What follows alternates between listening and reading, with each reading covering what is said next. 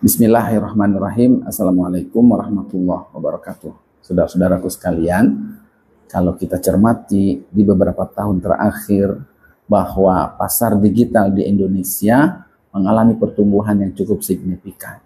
Hal ini ditandai dengan munculnya banyak platform seperti Tokopedia, Shopee, Gojek, dan lain sebagainya. Seakan platform tersebut sudah menjadi nadi, bahkan jantung dalam dunia perdagangan pasar digital. Pasalnya, karena itu semua membuka lapangan pekerjaan bagi rakyat Indonesia dan juga kesempatan bagi UMKM. Tetapi di balik itu semua, ternyata ada praktek-praktek tidak sehat yang kita cermati. Dan kali ini kita akan mencoba menganalisanya, praktek-praktek tidak sehat itu berdasarkan perspektif ekonomi syariah. Apa praktek-praktek tidak sehat dalam pasar digital yang kita temukan?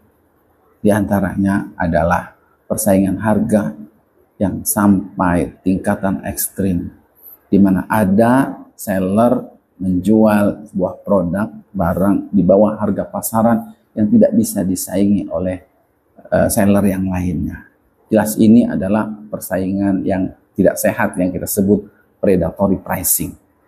Yang kedua adalah manipulasi algoritma, di mana begitu susah mencari produk UMKM sebab yang muncul adalah platform yang seller yang memiliki modal besar.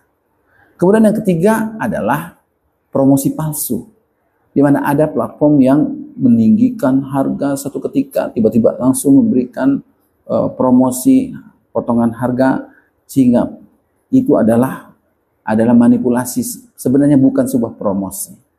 Dan yang keempat adalah eksploitasi data, di mana data yang masuk kepada platform tersebut digunakan sesuka mereka untuk kepentingan mereka tanpa ada transparansi. Bagaimana ekonomi syariah memandang praktek-praktek tidak sehat ini?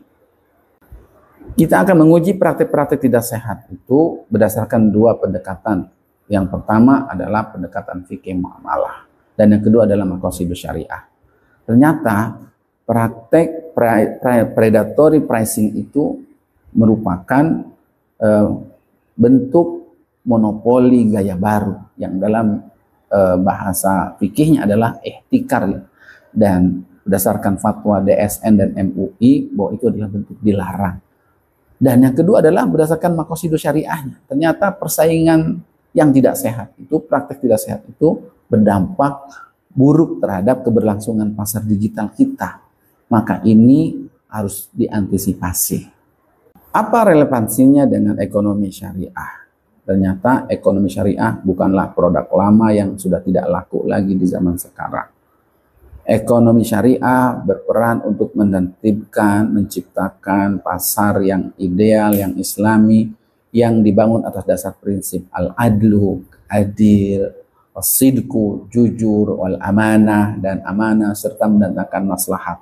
Sementara praktek-praktek tidak sehat itu akan mengancam terbentuknya oligopoli pasar, di mana dikuasai oleh segelintir orang tertentu dan mengancam hajat orang banyak, dan juga akan menghilangkan kepercayaan publik terhadap pasar digital di Indonesia. Dan ini relevansi sekali ekonomi syariah untuk menertibkan. Bagaimana itu caranya?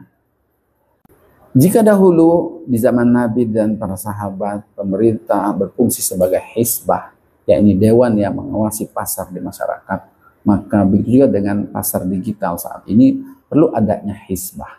Bagaimana itu? Yaitu semua pihak harus terlibat. Yang pertama adalah pemerintah sebagai regulator didukung oleh KPPU harus membuat regulasi dan harus berani melarang bentuk predatory pricing dan juga melarang yang namanya manipulasi algoritma, dan harus transparan. Dan yang kedua adalah bahwa platform tersebut harus bersama-sama kompak membangun sebuah ekosistem bisnis yang baik. Dan yang ketiga, kita masyarakat, akademisi bersama-sama melakukan pengawasan di lapangan dengan melakukan riset, advokasi demi terciptanya pasar digital yang berkeadilan dan berkelanjutan. Wassalamualaikum warahmatullahi wabarakatuh.